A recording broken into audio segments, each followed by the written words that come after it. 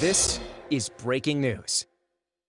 Mayor de Blasio is giving an update on the coronavirus pandemic in New York City. Let's go to that now.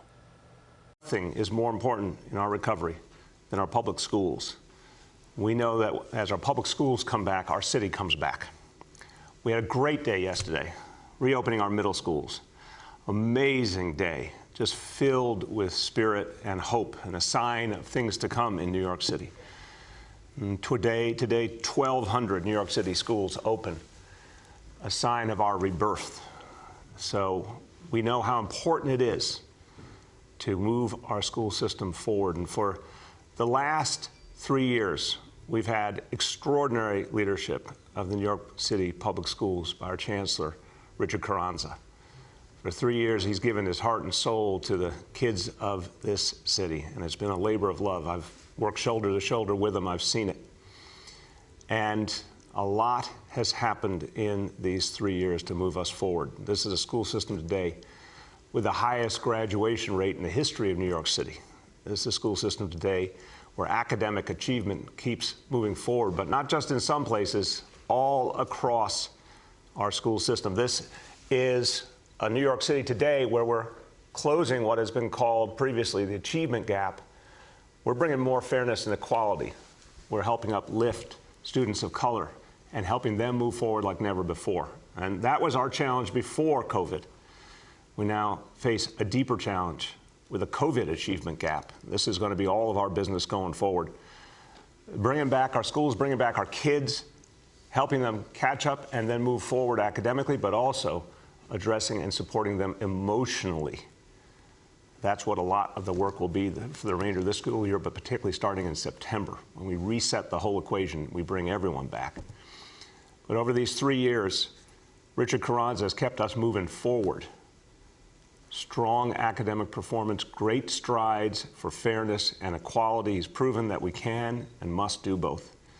And he's had a lot of great moments as our chancellor and before in his career leading other school systems, most notably when he helped bring Houston back after Hurricane Harvey, helped bring those schools back. And I'm sure at the time he thought that would be the last major disaster he would face as a school leader. He and all of us could not have imagined this pandemic.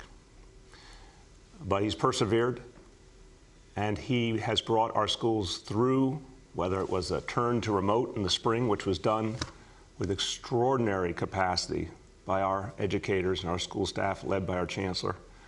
The efforts to close the digital divide, getting those devices, hundreds of thousands, in the hands of kids who needed them. And then most powerfully, bringing our schools back starting in September. They said it couldn't be done, everyone. Major school systems across the country, major cities didn't even dare to try. But New York City, we said we could. Our chancellor led the way. And how beautiful yesterday to see middle school back. I'm going to turn to the chancellor for his announcement. He is turning the page and going on to a new chapter in his life, and we're going to miss him. But I'm also going to be introducing to you in a few moments a new leader from our school system, someone who has worked her way up and is ready to lead this school system, and someone with an extraordinary story of her own. And when I introduce to you Meisha Ross Porter, I'm going to tell you a true New York City story of success. And this is going to be a story also of continuity, because it's important to know that Meisha Ross Porter, in her journey, was elevated from principal to superintendent by our first chancellor, Carmen Farina, and then from superintendent to executive superintendent by Chancellor Richard Carranza. So this is a story of people who share values, who believe in the same things, who do the same work, supporting each other, and the torch being passed from one to the next. With that, and it's a bittersweet moment, and someone I admire so much, our chancellor, and we have been through it all together. I think that's a fair statement. Yes, sir. I admire everything that you've done for our city. I admire your heart and your passion for justice and equality, and it has been a very tough year. And I know you have felt it deeply, and somehow you found a way to keep providing leadership for our families and our kids, but I also know it took a toll. And I admire you for everything you've done, and we thank you and we're going to miss you, but we're going to be feeling the effects of what you've done for the kids in New York City for many years to come. I now introduce our Chancellor, Richard Carranza. Thank you, Mr. Mayor. This is a very bittersweet moment for me. I came to New York City 3 years ago with a mission to help the Department of Education reach its full potential and, of course, to serve and to lift up all, not just some, but all of our public school children. And while the work is never done, we have created a lot of important change together. New York City public schools are the strongest schools I've ever seen. They are home to the most powerful teaching I have seen in my over 30 years as an educator. Our teachers and school staff take an equity-centered belief and approach so that our students can feel seen and heard, but most importantly, believed in. Just yesterday, I visited the South Bronx Academy for Applied Media to see public service announcements that middle school students had created about issues that were important to them. And in our discussion, I didn't just hear their research and their citations. I witnessed their strong critical thinking skills and how they were making sense of the world, a world that's changing before their very eyes. I heard all the wisdom and passion of children who know their voice is valued. Students who are getting a great education, who believe in all the things that they can do with that great education. Students who are already connecting what happens in the classroom with their lives outside of school. Our schools are where children can develop their dreams and then chase those dreams, regardless of the language they speak or the neighborhood they live in.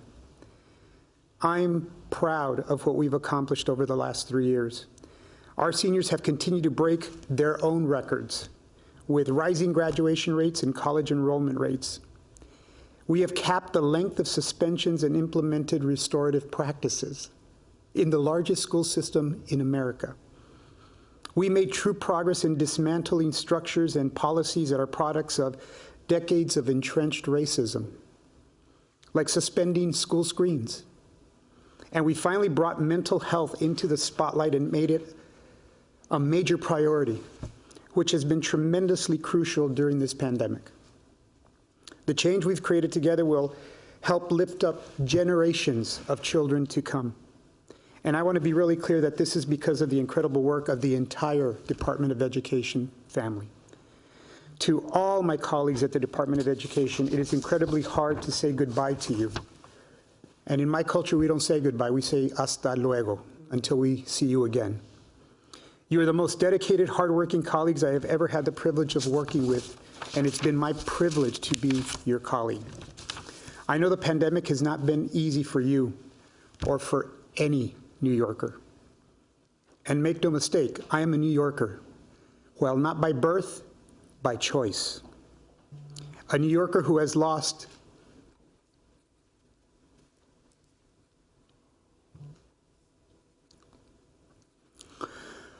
A New Yorker who has lost 11 family and close childhood friends to this pandemic.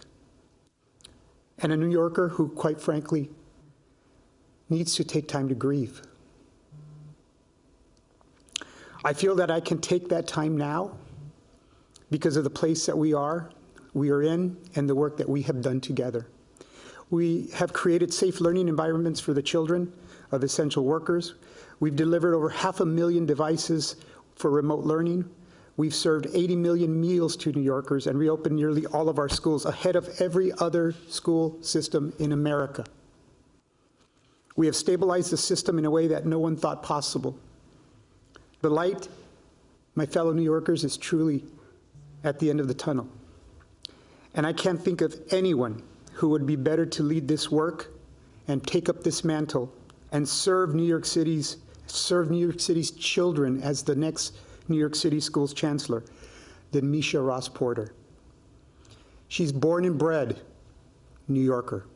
She eats, drinks, sleeps, and thinks at all times about New York and the children of New York. She's dedicated her lifetime to serving the children of New York. And I am so proud that this mayor has chosen the first African-American black chancellor to take the baton. It's been an honor of a lifetime to serve as your chancellor, and from the bottom of my heart, I want to thank you for the opportunity to serve your and my children. Unas palabras en español para nuestra gente hispanoparlante. No es adiós, sino que hasta luego. Ha sido el gran honor de mi vida poder servir a nuestra comunidad y tal vez también, especialmente nuestra comunidad hispanoparlante, con como su canciller. Yo espero que sigan logrando éxitos. Yo espero seguir siguiendo los éxitos de nuestros alumnos, tal vez algunos que no hablaban inglés cuando entraron a la escuela como yo, pero si nada más quiero que tomen de ese ejemplo es de que sí se puede, sí se puede. Si yo he podido hacer el canciller de estas escuelas, ustedes también pueden ser canciller o más. Es un gran honor, ha sido un privilegio y gracias a Dios que me ha puesto en este camino para poder servir la gran ciudad de Nueva York. Con todo mi corazón, muchísimas gracias por la oportunidad. Mr. Mayor. That was absolutely beautiful, Chancellor. And everyone, look, I think you just got a window into the good heart and soul of this man who I've worked so closely with in these last 3 years. To go through so much loss, but still somehow find a way to do so much for our children and our families is extraordinarily admirable. And what a spirit, what a powerful spirit you have. But thank you for all you have done for us. We've had a lot of good times together, and we fought back through so many crises. But Chancellor, I just want you to know we're always going to remember what you've done here, and there are better days ahead. There are days ahead when we'll get to do the thing we want to do most, which is visit classrooms full of children. And I also want to say, on a personal note, there's one thing I did not get to experience in my time with this chancellor, who also, in addition to being a great academic leader and someone who fights for social justice, is a great musician as well. I never got to see you gig.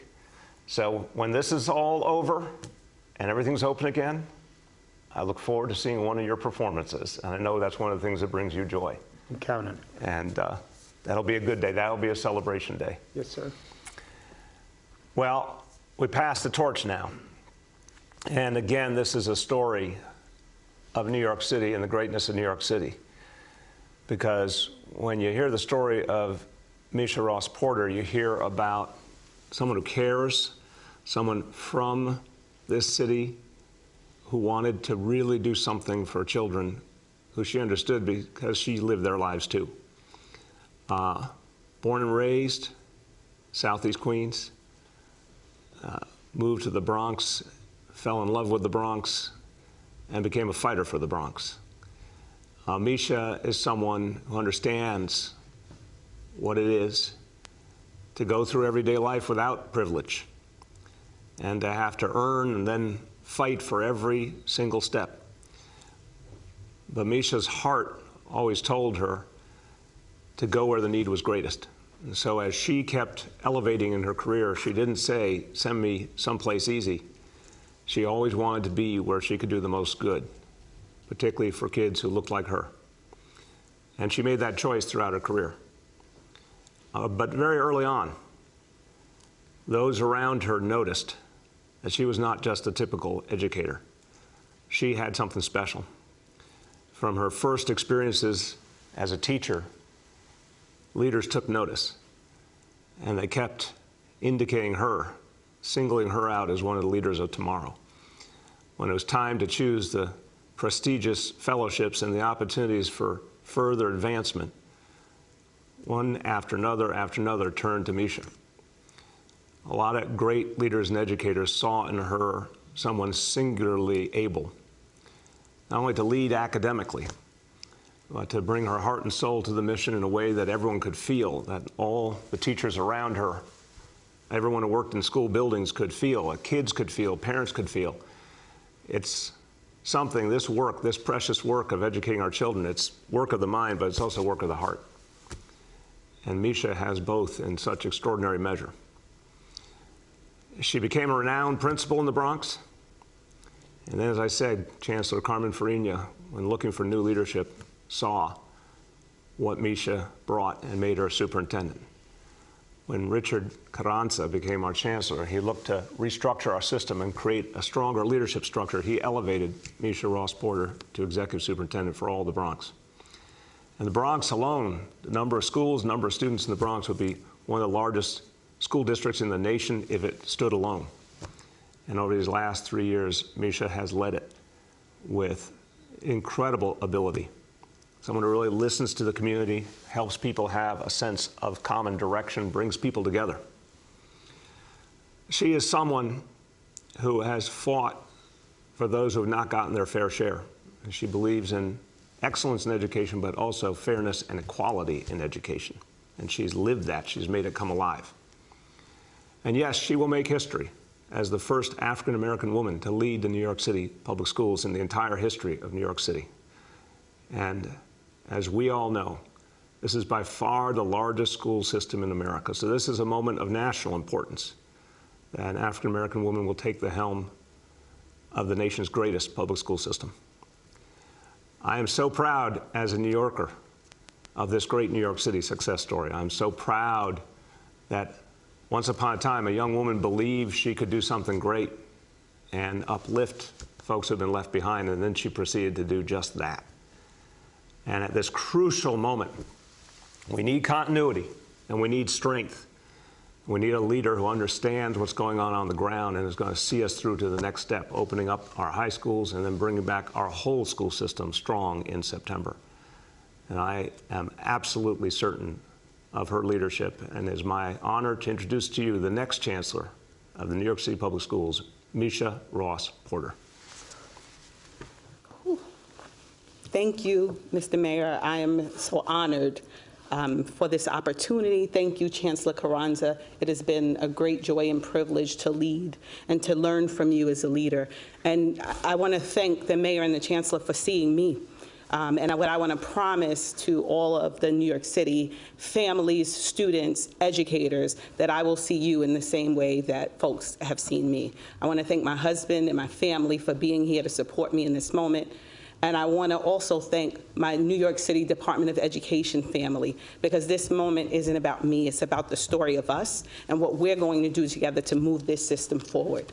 I grew up in South Jamaica, Queens. My mom is a teacher, and what I learned first from my favorite teacher, my mommy, is the importance that one teacher makes in the life of every young person. And I learned that from my mom. I learned that from my Aunt Brenda, who was my pre-K teacher. I learned that from my first grade teacher, Miss Perlman, and I learned it from Miss Hulak, the English teacher who saw me when I was having my own personal struggles as a 10th grade student in high school. And because of all of that, I know with certainty it's my duty and responsibility that I've carried with me my whole life to lead forward and lean in and see every student and create opportunities for them in every moment that I possibly can.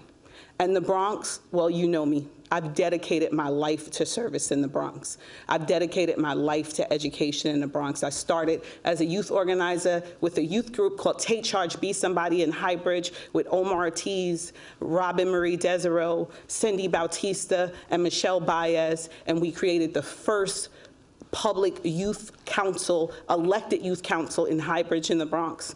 And then we had an opportunity to move and become a part of the Bronx Center Plan. And as young people, 18, 19, and 20 years old, envision a school. We got to do that. And then the greatest thing that happened was that school opened. And thanks to my friends at the Urban Assembly, the organization that started the school, New Visions, who we were part of round 2 of New Vision schools, we opened the Bronx School for Law, Government, and Justice, a school that uniquely sits on a court campus, creating an opportunity for young people, and this was our vision from the beginning, to create the opportunity for young people to learn the inner workings of the court system by being a part of it, but not going through it. And I can tell you that's what we talked about as young people, and so I look forward to doing that. And then I just had the opportunity to be a school founder, a teacher, an assistant principal, and a principal. And then Chancellor Farina tapped me to become superintendent. And then my dear, great friend and colleague, Chancellor Carranza, tapped me to be executive superintendent. And now our mayor has tapped me to be chancellor. And so I am so honored, and this is the great privilege of my life at this moment. You know, as I transitioned as a leader in District 11, the greatest honor that was bestowed upon me was when one of my principals, Principal Erica Tapaya, who is now Superintendent Tapaya, looked at me and said, "What I appreciate about you is that you remember what it was to be a principal." And that's what I promised to do, to never forget what it meant to be in a classroom with students and planning lessons and thinking about what was important for them. And especially in this moment for teachers who are grappling with remote classes and in-person classes. I promise to never forget that. For school leaders who are managing so many multiple asks, but centering children first, I'll never forget that. And to our district leaders who are ensuring that supports and resources are being poured into schools every day, I will never forget. And that's what this moment is about. And at the end of the day, it's about the tireless dedication we have to every student, every step of the way. It's about early mornings and late nights, doing all the work you'll never see, that no one will ever see you do, so that we can show up, so that we can create opportunities at school for students to learn each and every day. But more than anything, it's the endless joy that we saw yesterday in the Bronx when we greeted students at Principal Joe Biernot School, Leaders of Tomorrow, and they told the mayor and the chancellor and I how excited they were to be back to school. Not just because they were in school, but because they wanted to connect with their teachers, they wanted to connect with each other, and that's what makes this moment so important to me. Primarily, as chancellor, my job will be to remove the barriers, to direct resources where they are needed most, and communicate clearly around our shared goals and commitments at every school, in every neighborhood, in every single borough. I'm ready to hit the ground running and lead New York City schools to full recovery.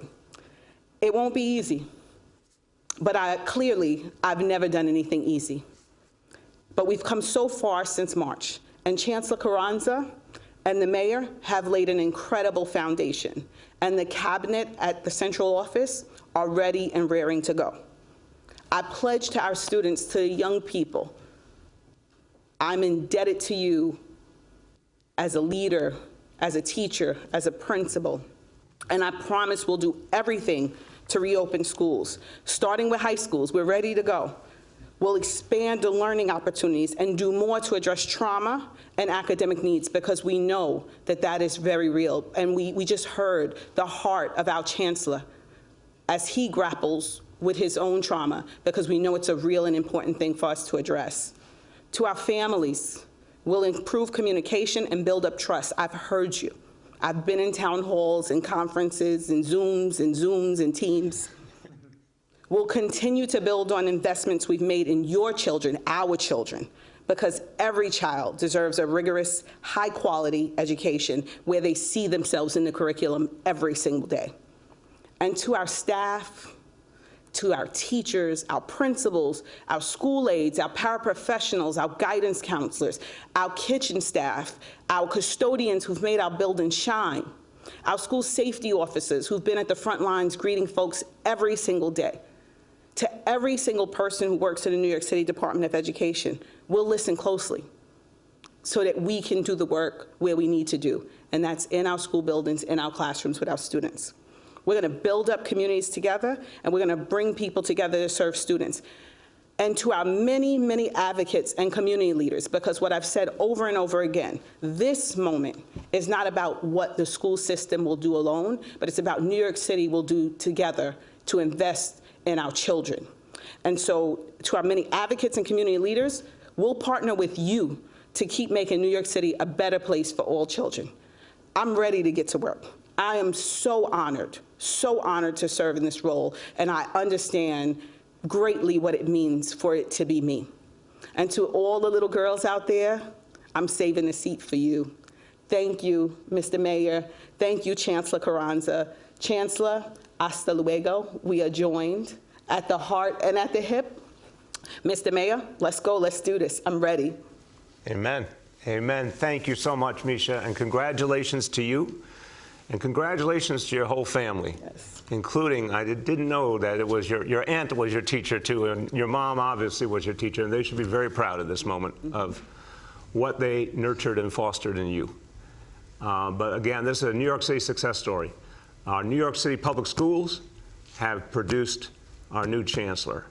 The people of the Bronx, I know there's particular pride in the Bronx when one of their own moves up to the highest level. So it's a great day for the Bronx as well. But thank you. I can hear the energy you're ready to bring to this right now. Yes. Right now. And we're going to need every ounce of it as we continue to bring back our schools. Okay, we're going to, in a few moments, turn to our colleagues in the media. But as we usually do, I want to spend a moment on a couple of other important matters, and especially the ongoing effort to get the supply of vaccine we need. I'm going to say it, I'm going to say it, I'm going to keep saying it. Supply, supply, supply. This is what we need. I am talking to folks in the White House regularly. Our team is constantly talking at the federal level, state level. We're working with colleagues in the Congress to get us more supply. And look, again, even though we have not had the supply we deserve and need, we keep making progress. As of today, from day one, 1,675,556 vaccinations in New York City. That is a very good thing, but we could be doing so much more. Yet yesterday we set a record, and this is encouraging because it's a sign of what could be if we were given the supply. 61,971 vaccinations just yesterday. Do the math. I keep saying we could be at 500,000 or more than 500,000 per week if we had the supply. Here's further evidence. We keep building up and building up. Let's get the supply we deserve so we can really move this forward and bring this city back strong. 5 million people, 5 million New Yorkers need to be fully vaccinated by June. That's our goal, and we can make that goal happen. Now, while we work to bring our city back, and I keep saying a recovery for all of us, that is not just a statement of economics. Yes, we need economic justice. We need a recovery that brings all New Yorkers into that recovery. But we need social and racial justice too. And one of the things that we're seeing, which is particularly troubling, is as we're finally starting to turn the corner, we're seeing an uptick in hatred directed at Asian American New Yorkers, and this is thoroughly unacceptable, and we will not stand for it. We will fight it. A few days ago, I gathered some leaders of the Asian communities of this city, including Congressmember Grace Meng and the head of the Asian American Federation, Joanne Yu. And we spoke about hate crimes. We spoke about discrimination, how to fight it in this city. We need everyone to be a part of this. And I know the vast majority of New Yorkers will join us. But even as we're sounding the alarm and calling for people to band together to stop hate, we had a horrible incident yesterday, a horrible act of violence against an Asian American man, out of nowhere, just pure hatred. The suspect has been apprehended. But we're hoping and praying for this man as he fights for his life. What an injustice on every level. This community has been through so much and suffered so much discrimination during the COVID era. Continues to see these acts of justice. So we need to stand up together. We have to stop Asian hate. Tomorrow at 1 o'clock at Federal Plaza, there's a rally. I'll be there, and I'm encouraging all New Yorkers who can to support this effort in any and every way, because we have to stop Asian hate. We have to stop these attacks on a community that is part of the heart and soul of New York City. So please, everyone, let's stand together. That's what will move us forward. Okay, let me do the indicators for the day. Number one, daily number of people admitted to New York City hospitals for suspected COVID-19. Today's report, 280 patients.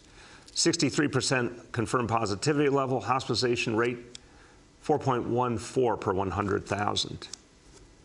Number 2, new reported cases on a 7-day average. Today's report, 3,183 cases.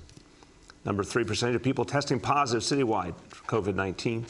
Today's report, 7-day rolling average, 6.86%. Do a few words in Spanish about our new chancellor. Recuperar nuestra ciudad significa que todas nuestras comunidades escolares regresen a las aulas pronto. Hoy anunciamos a la nueva canciller escolar, Meisha Ross Porter, quien tiene más de 20 años de experiencia en nuestras escuelas. Meisha va a afirmar nuestro compromiso de igualdad y excelencia en la educación que reciben nuestros niños en cada escuela de la ciudad. With that, let's turn to our colleagues in the media, and please let me know the name and outlet of each journalist. Hi all, we'll now begin our Q&A. With us today is Schools Chancellor Richard Carranza, our new Chancellor Meisha Porter, Health Commissioner Dr. Dave Chachki, and Senior Advisor Dr. Jay Varma. With that, we'll go to Juliet from 1010 Wins. Yes, good morning all, and Chancellor Carranza, my sympathies to you, and my congratulations to the new Chancellor, Ms. Porter. So I actually have a question for both of you. Mr. Carranza, you speak very highly of Ms. Porter. What do you think, or how can you advise her on her first order of business? Thank you. Thank you for your words. I appreciate that.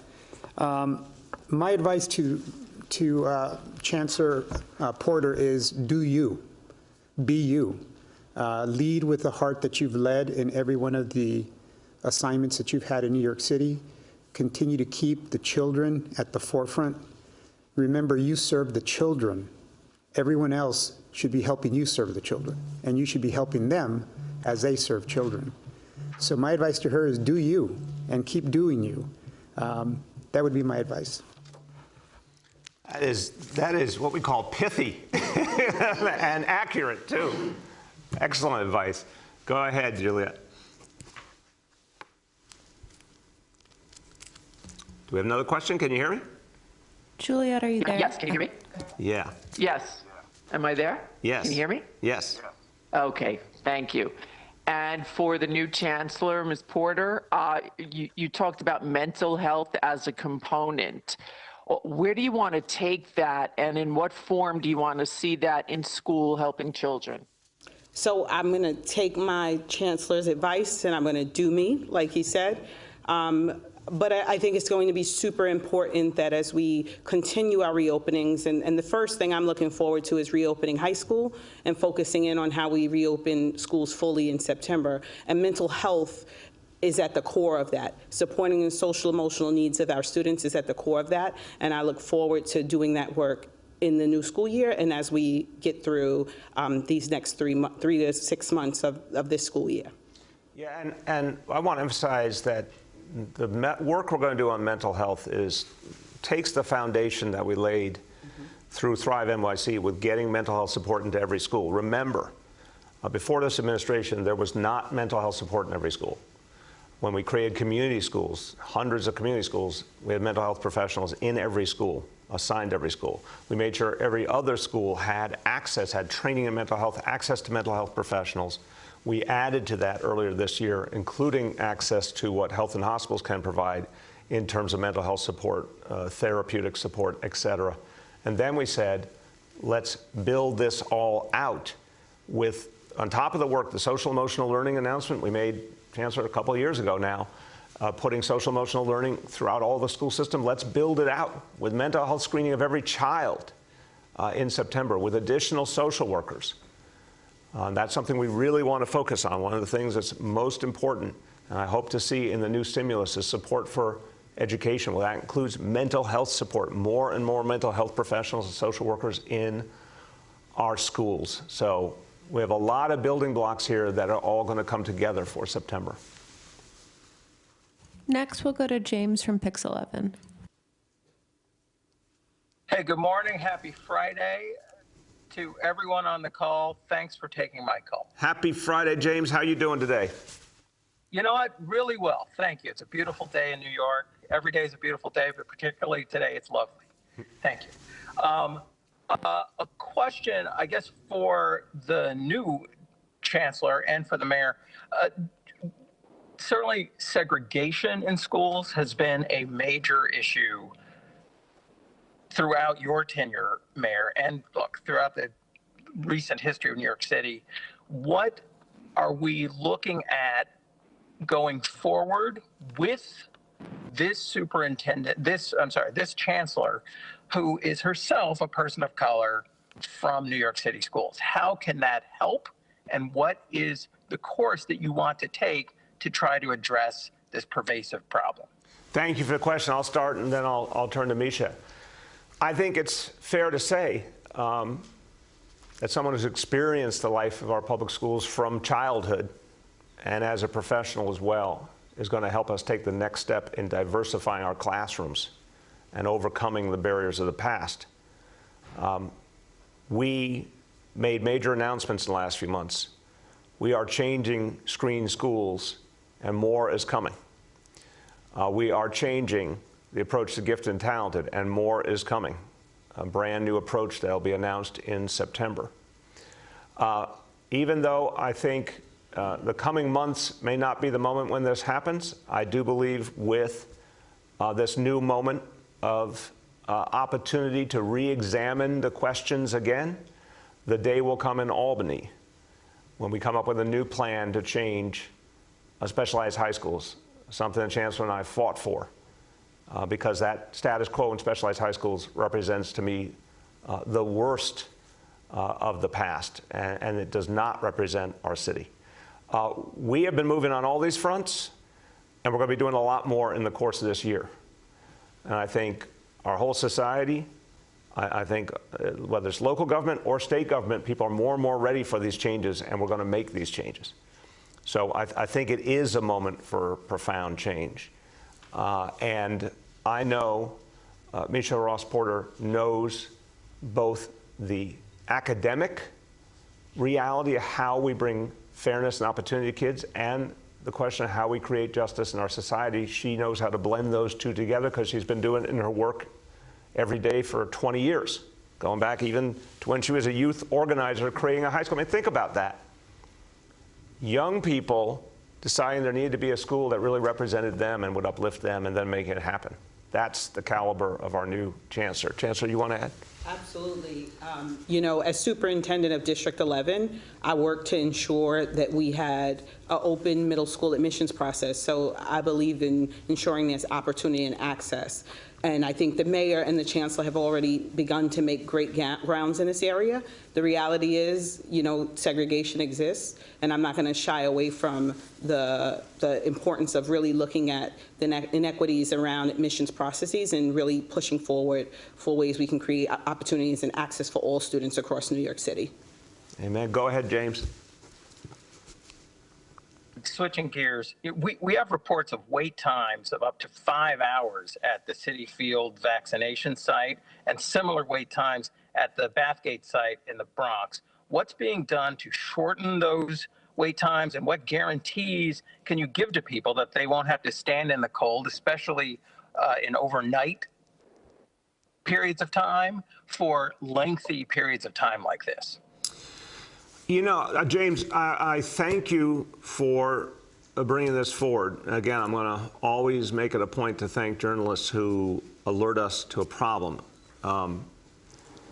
Sometimes when I hear this concern about wait times, I want to emphasize there's a problem that needs to be fixed at a center, and it's been rare. Really, the good news is most of these centers, most of the vaccination centers have been moving pretty smoothly. But sometimes there's a problem in the center we have to address immediately. I'm going to, today, right after this, look at what's happening at Citi Field and Bathgate. Other times I want to caution, James, folks are getting there very early out of an abundance of caution, even though they have an assigned, scheduled time for vaccination, and that time overwhelmingly is when it happens. So I got to find out exactly what's happening here. Dr. Choksi, I don't know if you have any specific report on these sites, but obviously, as I turn to Dr. Choksi, I'll say, James, not acceptable that anyone will wait that long, even if it weren't cold weather, especially not in the cold weather. So whatever needs to be done, we're going to fix that. These are very big, effective sites. I've seen them both in action. We will make sure those wait times are addressed. Dr. Chox, you want to add anything? Thank you, sir. And as you said, we will follow up with our colleagues, of course, who are operating those sites. I do know that, that they've expanded capacity significantly with respect to the number of appointments over the last few days because of the supply that we have been able to get.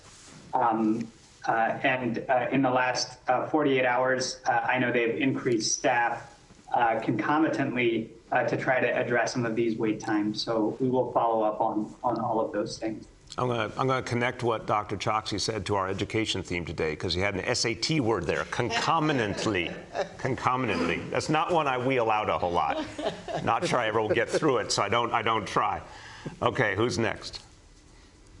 Next, we'll go to Medina from Politico. Guys hear me? Yeah, we need a little more volume, though, Medina. Can you hear us? Yeah, I can hear you. There you go. How are you doing? Been a while. How you doing? I'm good. Big news today. Yes. Yes. Yeah, so my first question is for Chancellor Carranza. So the New York Times has reported on some tensions between you and the mayor over desegregation, particularly this issue of the gifted and talented test, some disagreements over that. I was wondering if you could comment on that. Hi, Medina. So I haven't read the story, but let me just say, when I came to New York City 3 years ago, it was because I believed that this mayor believes in equity and believes in tearing down systems that oppress anyone. And the evidence that I looked at was 3K, pre-K for all, AP for all, computer science for all. And the equity and excellence agenda for me was the real calling card of being able to come and join that work that had started and hopefully add my shoulder to the wheel and make it real for our students in our community. Policy is never made in a perfect four-corner box where everybody automatically says, yes, this is a piece of cake and I'm going to love it. And I think what I have appreciated about this mayor is that he has allowed all of us at the table to have differing views and to argue those views and to advocate those views and come to a consensus. So I am proud of the work that we've done together, and I wish this mayor and the new chancellor continued work in this regard. Go ahead, Medina. Yeah, and secondly, where are you going next, and why are you leaving with only 10 months left in the year? Yeah, Medina, there's never a perfect time. I'm very proud of the fact that we've been able to, of the 10 largest school systems in America, New York City, the largest, has been able to open schools for in-person learning and keep our students and those who serve our students extraordinarily safe. And just yesterday, we opened middle schools, and if I may say so, flawlessly. So I think, and we have as our new chancellor has said, we have a working plan that's being finalized around opening our high schools. So there's never a perfect time, and at times you have to do what's personally necessary for you. So I'm going to take time to grieve, to reconnect with my family, and I don't know what I'm going to do next. But I'm a man of God, and I'm a man of faith, and I know that the Lord will light a path. And I'm faithful to walk that path. Beautiful. Thank you, Chancellor. Go ahead. Next, we'll go to Andrew from WNBC. Hey, good morning, Mr. Mayor, and the current chancellor and the incoming chancellor. Mayor, I'm wondering your take, hearing the chancellor, the outgoing chancellor's pretty raw description of the grief that he's endured and the need for a mental health break. If a, let's be honest, highly compensated chancellor is feeling that, what do you think the parents, the students, the teachers, and others are going through 1 year into this pandemic? I think they're going through hell, Andrew. I think the mental health toll here is inestimable, and it's not getting the attention it deserves. We are saying very clearly, and we're not mincing words. I've said many times sitting right here, our children have been through trauma. That's just exactly the word we have to use. But also their parents have been through trauma. I've spent a lot of time with New Yorkers who have lost family members. I remember very vividly some of my visits to public housing, for example. People coming up to me. I remember being at Queensbridge houses early on, people already telling me and showing me pictures of the grandma they lost or the aunt, their uncle they lost, and talking about that. I went to Brown Memorial Church in Brooklyn, and that church lost so many members of their church community, including so many of their deacons, their elders. And people were just experiencing wave after wave of pain. This is going to carry on with us. It's going to be a challenge we have to overcome. So this is why, I'll say it strongly, when years and years ago, we decided to invest in our public health system, in health and hospitals, to save it. Years and years ago, we said we needed guaranteed health care so that everyone in the city will get health care regardless of ability to pay, regardless of documentation status. And years ago, we said Thrive NYC would guarantee all New Yorkers access to mental health services. This is why we're adamant this is needed more than ever. If there's one thing we need to invest more in our society, it's mental health, because this society has never gotten it right on mental health. And we've tried to shine a light on that for years, but this is a more clear, painful, powerful example than we've ever had. We must invest and focus on mental health. So our kids, our families have been through hell, which is why when we come back in September, every single child we're going to check in with and find out how they're doing. If they need a little bit of help, we'll get them that. If they need therapy, if they need extensive help, Health and Hospitals is going to be there for them for free to give them the help they need. Our educators, Shirlane talks about this all the time about, don't forget we have to help the helpers. Our educators have been through so much. And they've struggled with what's happened in their own families and also trying to support kids and knowing what pain kids have been through. Our educators need mental health support too. So this is what we need to talk about more, and this is what we need to invest in more. Go ahead, Andrew. And a question for the incoming Chancellor, Ms. Porter. I'm just wondering, what is your assessment of how remote learning has gone during this pandemic? So, remote learning has been the thing that we had to shift into, and the thing that the mayor and the chancellor shifted into very quickly, getting devices in the hands of young people, getting resources and support to teachers to engage in the practice of remote learning. But I have to say, as a mother who has a young person, a 10th grader, engaging in remote learning at home every day, and as the mother of a college graduate who didn't get to finish her last semester, nothing, absolutely nothing replaces the interaction between a teacher and a student in a classroom. And that's what I'm looking forward to making sure happens, but also really leveraging the resources that we've been able to get in the hands of our young people and our schools. And so students having access to technology and the adults really knowing how to use and leverage that technology to support learning. Right, and I'll just add really quickly, this is, we've been through a horrible crisis, we've been through a lot of pain, but something has come of it that will have some lasting positive, which is we've learned how to do digital learning a lot better. Mm-hmm. And all these kids have the devices, the educators have learned how to use digital learning. It's going to allow us to individualize instruction in a way that wasn't possible before. So there's the opportunity we need to grab and act on. Go ahead. Next is Bridget from WNYC.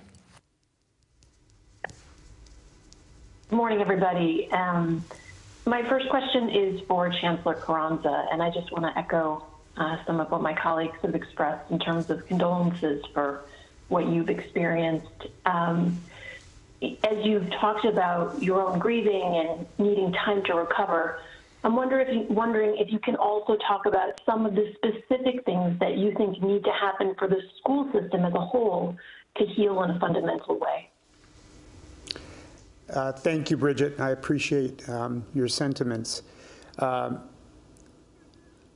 I think we've laid out what has to happen for our school system and our city, quite frankly, to continue to not only recover, but come back strong.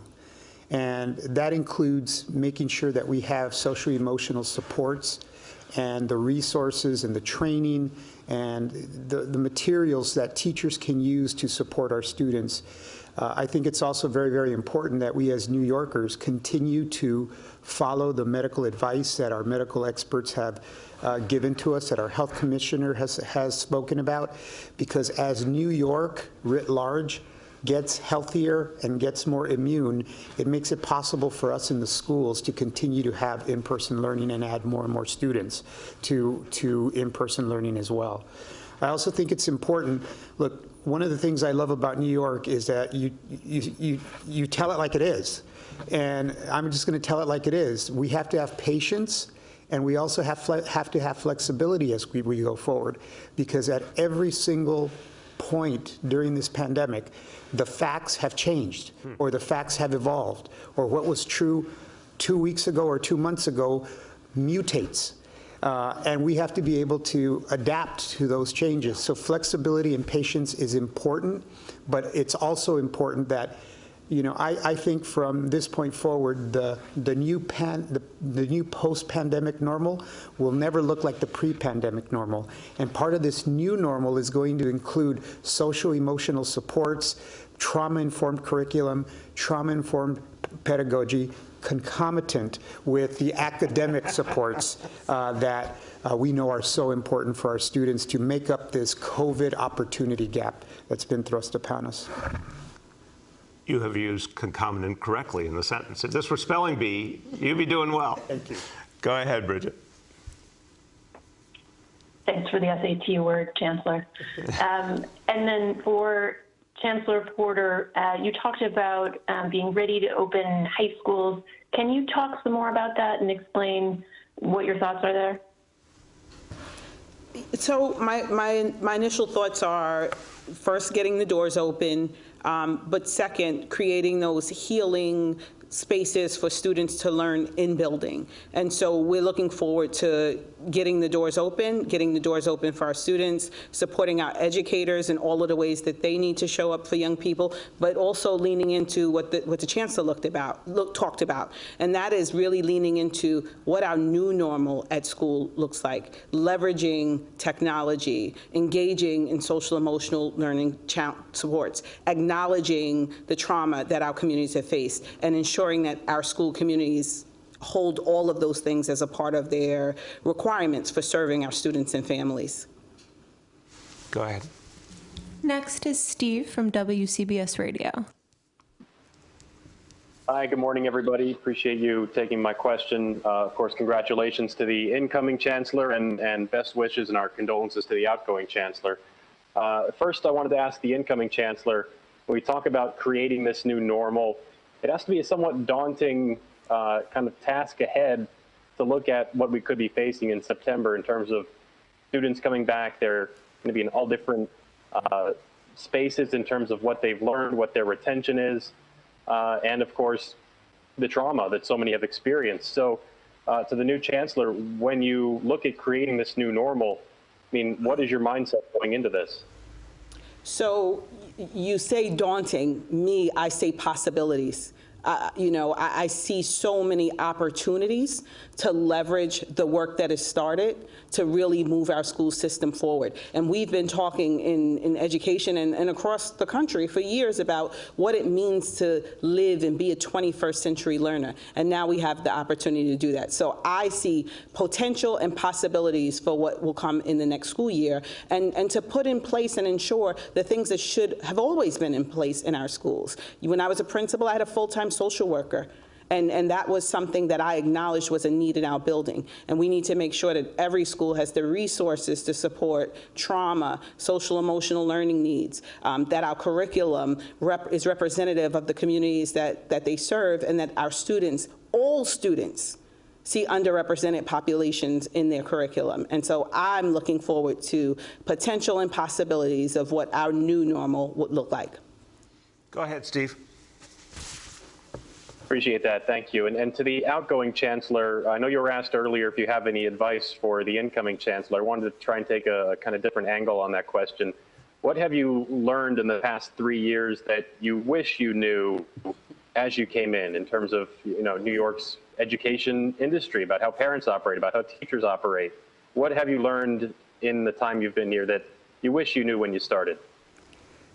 Steve, that's a great question. I think, honestly speaking, I think that the challenges and the opportunities that we've had in New York City are very similar to the challenges and opportunities that I've experienced in the other 4 systems that I've worked in and led, but they're bigger and they're more complex in New York City.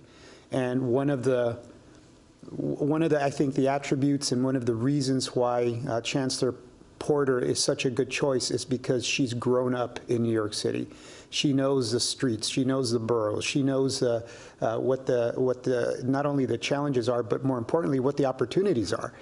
So I think she's going to have a running start at really tackling all of those opportunities in a very grounded, realistic way.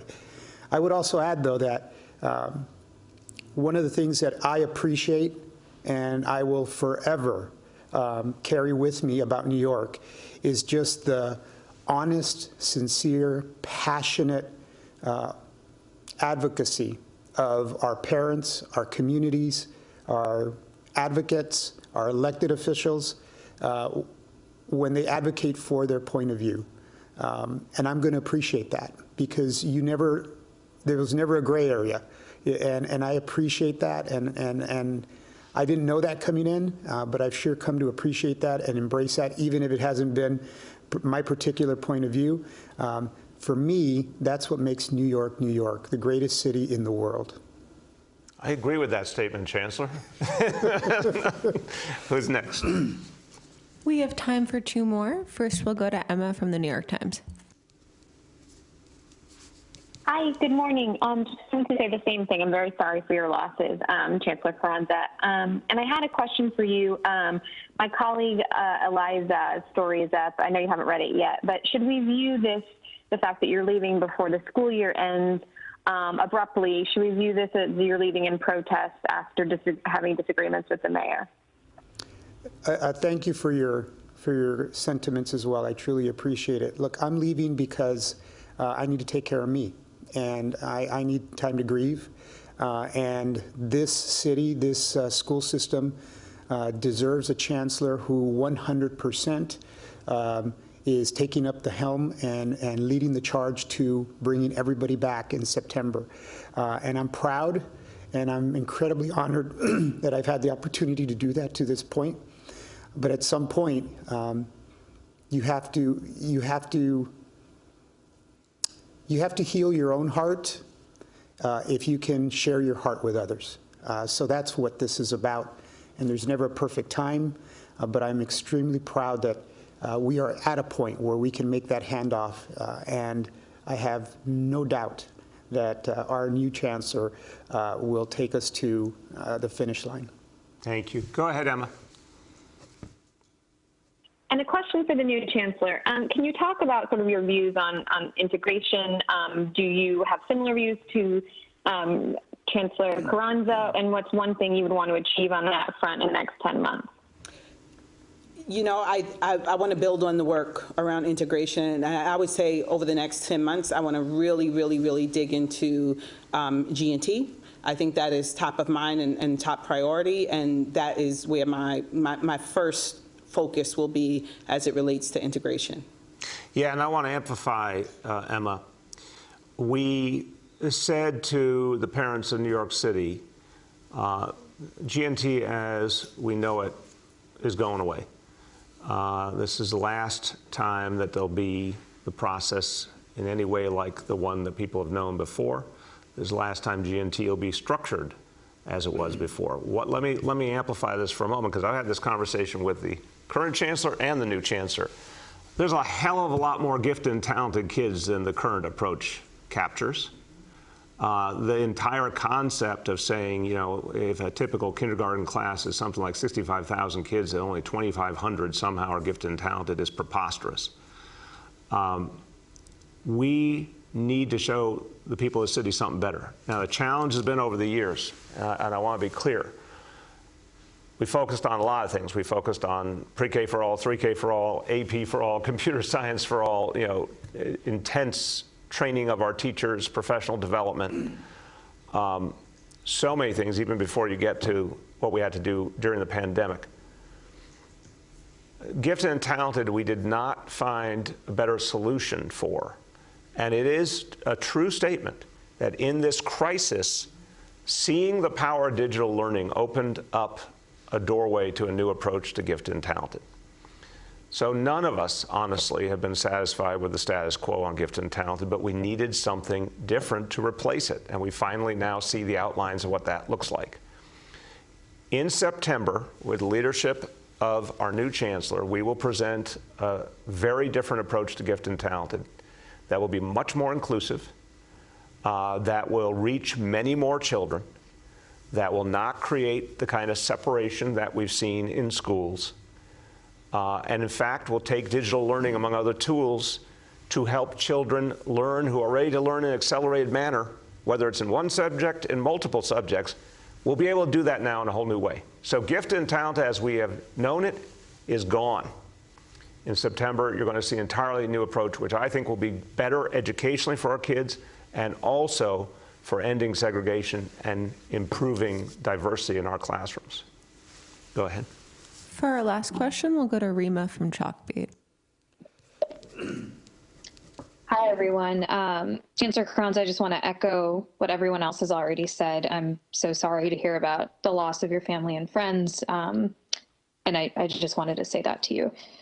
So first question for you, Chancellor Carranza, were there things that you would have or could have done differently, perhaps things that were hard to push through with City Hall and with the mayor involved? And if so, what were some of those things, if you can share examples? Rima, thank you for your sentiments. I do appreciate it. And I'm going to miss seeing you at events. It's never been my style to look at the what shoulda, coulda, woulda. I think that we challenged ourselves, and we took on the tough fights because we saw them as things that were just part of what we needed to do to serve children and communities in New York City. If I could have done anything different, I would have probably engaged much more in really having more conversations with communities so that the work that we were trying to accomplish wasn't usurped and made to feel like we were attacking communities. That's never been my intent. That's never been this mayor's intent. That's not what we've tried to do. And the way to do that is through more engagement and more community-based engagement. So I would have done more of that.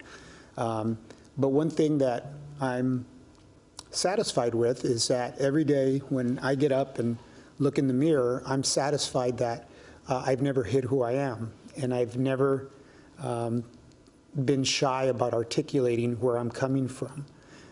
And for me, look, I wasn't born a chancellor. I'm obviously not going to die a chancellor, but I'm always going to have to look at that mirror. And I'm proud to say that I have no regrets when I look in the mirror. Amen. Go ahead, Rima. Okay, my second question is for our new chancellor. Welcome and congratulations on the post. We still know that there is a lot of trepidation or loss of trust among school leaders and teachers and families, especially those who are reluctant to return to buildings. So I'm wondering, is this something that you're prioritizing in terms of restoring trust, and how do you plan to rebuild that trust and persuade families who might be reluctant even in the fall or beyond to come back to buildings? Well, it sounds like I got an initial marching order from Chancellor Carranza's comments around what he would do going back. And I look forward to engaging with community members, and that is our families, that is our students, that is our teachers, our educators, but also our elected official colleagues, community-based organizations, and nonprofit and for-profit partners who want to join to really make sure that we open 21st century schools. And so I look forward to really engaging in conversations about what reopening will look like and how we want to, enter our new school year together. And let me just add to that and conclude today. I think that's a great comment by our new chancellor, because we are all in this together. I mean, this is about bringing back the biggest school system in the country, bringing it back fully. I'm emphasizing that word, fully, in September. I'm absolutely convinced we can do it, but it will take listening to people. It will take answering questions and real concerns. People are afraid. Of course, we've been through a pandemic, a global crisis. The fear is understandable. We got to meet it. We got to answer the concerns. We got to show people that we can make things work. Look, we have achieved something amazing, and thank you, Chancellor Carranza, because it never would have been possible but for your leadership. We brought back the biggest school system in America when folks said it couldn't be done. And then the big question was, would it be safe? We put together the gold standard of health and safety measures, and proved every single day that our New York City public schools were safe. A lot of people are seeing that. A lot of teachers, staff, parents, kids, and gaining confidence. We got to keep earning that confidence.